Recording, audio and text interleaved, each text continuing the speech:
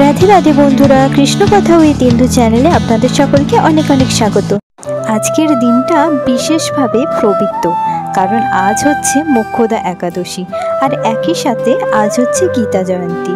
কারণ এই মোক্ষদা একাদশীর দিনেই ভগবান শ্রীকৃষ্ণ তার প্রিয় সখা অর্জুনকে গীতার বাণী প্রদান করেছিলেন।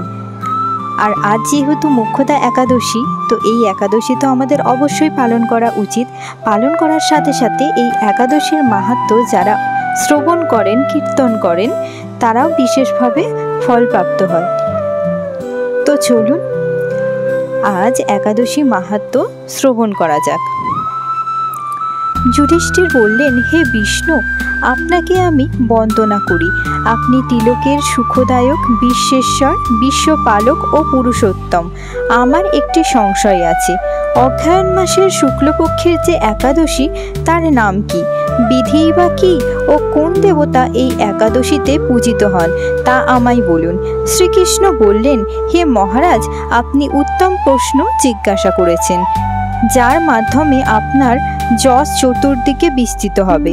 এখন এই একাদশীর কথা আমি বর্ণনা করছি, যা শোনা মাত্রই বাজপেয় যজ্ঞের ফল লাভ হয়। অগ্রহায়ণ মাসের শুক্লপক্ষের এই একাদশী মোক্ষদা নামে পরিচিত। সর্বপাপ নাশিনী ও ব্রতের মধ্যে সর্বশ্রেষ্ঠা এই একাদশীর দেবতা শ্রী দামোদর। তুলসী মঞ্জরি, ধূপ, দীপ ইত্যাদি উপাচারে শাস্ত্রবিধি অনুসারে শ্রী দামোদরের পূজা করতে হবে। পূর্ববর্ণিত বিধি অনুসারে দশমী ও একাদশী পালন করতে হবে। এই উপবাস দিনে স্তব, স্তুতি, নৃত্যগীত আদি সহ রাত্রি জাগরণ করা কর্তব্য। হে মহারাজ, প্রসঙ্গক্রমে একটি অলৌকিক কাহিনী আমি বলছি। মনোযোগ দিয়ে এই ইতিহাস শ্রবণ মাত্রই সর্বপাপ ক্ষয় হয়। যে পিতৃপুরুষেরা নিজ নিজ পাপে অধোজনী প্রাপ্ত হয়েছে, এই ব্রত পালনের পুণ্যফল বিন্দুমাত্র তাদেরকে দান করলে তারাও মুক্তিলাভের যোগ্য হন। কোনো এক সময় মনোরম চম্পকনগরে বৈখানস নামে এক রাজা ছিলেন। তিনি ছিলেন সমস্ত বৈষ্ণব সদ্গুণে বিভূষিত। প্রজাদের তিনি পুত্রের মতো পালন করতেন। তার রাজ্যে বহু বেদজ্ঞ ব্রাহ্মণ বাস করতেন। রাজ্যের সকলেই ছিল বেশ সমৃদ্ধশালী। একবার রাজা স্বপ্নে দেখলেন যে তার পিতা নরকে পতিত হয়েছেন। তা দেখে তিনি অত্যন্ত বিস্মিত হলেন। পরদিন ব্রাহ্মণদের ডেকে বলতে লাগলেন, হে ব্রাহ্মণগণ, গত রাত্রিতে স্বপ্নে নরক যাতনায় পিতাকে কষ্ট পেতে দেখে আমার হৃদয় বিদীর্ণ হচ্ছে। তিনি আমাকে লক্ষ্য করে বলতে লাগলেন, হে পুত্র, তুমি আমাকে নরক সমুদ্র থেকে উদ্ধার করো। তার সেই অবস্থা দেখে আমার অন্তরে সুখ নেই। আমার এই বিশাল রাজ্য, স্ত্রী, পুত্র, কিছুতেই আমি শান্তি পাচ্ছি না। কি করি, কোথায় যাই, কিছুই বুঝে উঠতে পারছি না। আমার পূর্বপুরুষেরা মুক্তিলাভ করতে পারেন এমন কোনো পুণ্যব্রত, তপস্যা ও যোগের কথা আমাকে উপদেশ করুন, আমি তা অনুষ্ঠান করব। আমার মতো পুত্র বর্তমান থাকা সত্ত্বেও যদি পিতামাতা, পূর্বপুরুষেরা যদি নরক যন্ত্রণা ভোগ করতে থাকেন, তবে সে পুত্রের কি প্রয়োজন?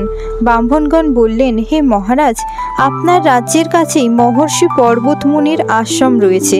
তিনি টিকালজ্ঞ, তার কাছে আপনার মুক্তির উপায় জানতে পারবেন। ব্রাহ্মণদের উপদেশ শ্রবণ করে মহাত্মা বৈখানস তাদের সঙ্গে নিয়ে সেই পর্বতমুনির আশ্রমে গমন করলেন। তারা দূর থেকে ঋষিবরকে ষষ্ঠাঙ্গ প্রণাম করে তার কাছে গেলেন। মুনিবর রাজার কুশল বার্তা জিজ্ঞাসা করলেন। রাজা বললেন, হে প্রভু, আপনার কৃপায় আমরা সবাই কুশল। তবে আমি একদিন স্বপ্নযোগে পিতার নরক যন্ত্রণা ও কাতর আর্তনাদ শুনে অত্যন্ত দুঃখিত ও চিন্তাগ্রস্ত হয়েছি। হে ঋষিবর, কোনো পুণ্যের ফলে তিনি সেই দুর্দশা থেকে মুক্তি পাবেন, তার উপায় জানতেই আপনার শরণাগত হয়েছি।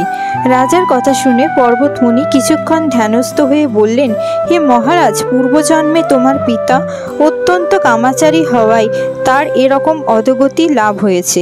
এখন এই পাপ থেকে মুক্তির উপায় বর্ণনা করছি। অগ্রহায়ণ মাসের শুক্লপক্ষের মোক্ষদা একাদশী পালন করে সেই পুণ্যফল পিতাকে প্রদান করো। সেই পুণ্যফলের প্রভাবে তোমার পিতার মুক্তি লাভ হবে। মুনির কথা শোনার পর রাজা নিজ গৃহে ফিরে এলেন। সেই পবিত্র তিথির আবির্ভাবে তিনি স্ত্রী পুত্রাদি সহ যথাবিধি মোক্ষদা একাদশী ব্রত পালন করলেন। ব্রতের পূর্ণফল পিতার উদ্দেশ্য প্রদান করলেন। ওই পুণ্যফল দানের সঙ্গে সঙ্গে আকাশ থেকে পুষ্পবৃষ্টি হতে লাগলো। হে পুত্র, তোমার মঙ্গল হোক। এই বলতে বলতে বৈখানস রাজার পিতা নরক থেকে মুক্ত হয়ে স্বর্গে গমন করলেন। হে মহারাজ যুধিষ্ঠির, যে ব্যক্তি এই মঙ্গলদায়িনী মোক্ষদা একাদশী ব্রত পালন করে তার সমস্ত পাপ বিনষ্ট হয় এবং মৃত্যুর পর মুক্তি লাভ করে। এই ব্রতের পূর্ণ সংখ্যা আমিও জানি না। চিন্তামণির মতো এই ব্রতটি আমার অত্যন্ত প্রিয়। এই ব্রত কথা যিনি পাঠ করেন এবং যিনি শ্রবণ করেন উভয়েই বাজপেয় যজ্ঞের ফল প্রাপ্ত হয়। তো বন্ধুরা, আজকের ভিডিওটা এই পর্যন্তই। পরের ভিডিওতে আমরা আরেকটি একাদশী মাহাত্ম্য নিয়ে আলোচনা করব। সবাই ভালো থাকবেন, সুস্থ থাকবেন। হরে কৃষ্ণ, হরি হরি বল। ভিডিওটি ভালো লাগলে চ্যানেলটি সাবস্ক্রাইব করে দেবেন। হরে কৃষ্ণ।